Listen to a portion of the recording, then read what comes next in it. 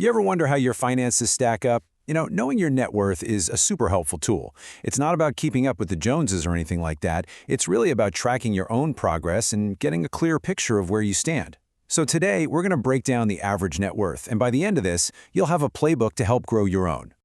Okay, let's just dive right in with the big question. How wealthy is the average person really? I think the answer is probably going to surprise you. So, according to the Federal Reserve's latest survey of consumer finances, the mean net worth for a U.S. household is a whopping $748,800. I know, right? Seems pretty high. And yeah, if you're thinking, whoa, that number sounds crazy high, you're absolutely right. It's a classic case of how averages can be a little misleading. So what's really going on here? This is where we got to talk about the difference between mean and median. That mean, the average, gets pulled way, way up by billionaires and multimillionaires. But the median, that's the true midpoint. If you lined up every single household in the U.S. by their wealth, the one smack dab in the middle would have a net worth of about $121,700. Now that is a much more accurate, much more relatable picture of an everyday person's finances. And hey, before we go any further, just a quick refresher. Your net worth isn't what you make in a year. It's the value of your assets, what you own, like your house, your car, investments, minus your liabilities, which is what you owe on stuff like your mortgage, car loans, and credit cards. You subtract what you owe from what you own, and boom, that's your net worth. Simple as that. All right, so how does that median net worth number change as we go through life? Let's kind of trace the financial journey from when we're just starting out all the way into retirement. So for those of us under 35, the median net worth is just $13,900. And look, that makes a ton of sense, right? You're at the beginning of your career, you might still be paying off student loans, and chances are you haven't started seriously investing or bought a house yet. And that last point, it's a really, really big deal. And that brings us to one of the absolute biggest factors in building wealth, homeownership. The Federal Reserve found this massive gap here. Homeowners have a median net worth of $255,000.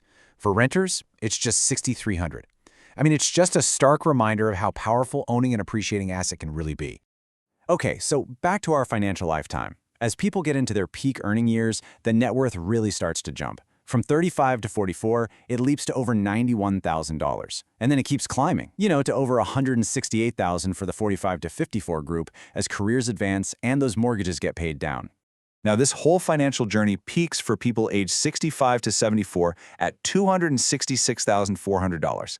And after that, we actually see the number go down for the first time to around $254,000. But hold on, this is not a bad thing. In fact, this is kind of the whole point. This is the stage where people start to enjoy the money they've worked so hard to save, drawing on their investments to live comfortably in retirement.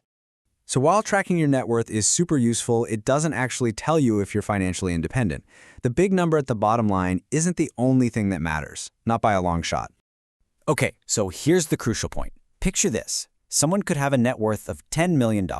Sounds amazing, right? But what if it's all tied up in an $8 million house and $2 million worth of exotic cars? They have zero income-producing assets. Nothing is paying them just for owning it, so they still have to work to pay all the bills. Now, compare that to someone with a more modest $200,000 net worth, but it's invested and it's generating income. That person could actually be financially independent. And this is exactly why a better way to measure your financial health is to look at your annual passive income versus your annual expenses. So passive income is money your investments earn for you without you having to actively work for it. The real goal here isn't just to get a big net worth number. It's to grow your investments so they provide more income than you need to live on.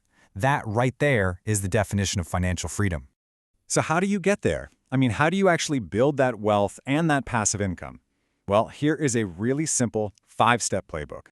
All right, step 1. Pay down high-interest debt, like credit cards or student loans. This frees up your income for what comes next. Step 2. Invest. Put that extra money into things that grow over time, like stocks or real estate, and let compounding do the heavy lifting for you.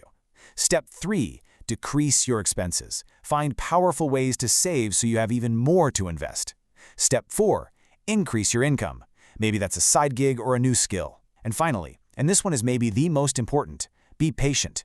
Building real, lasting wealth just takes time. Look, it takes time and it takes discipline, but the path is really clear. And as our source material wraps up, if you follow these steps, building wealth isn't just possible, it's inevitable.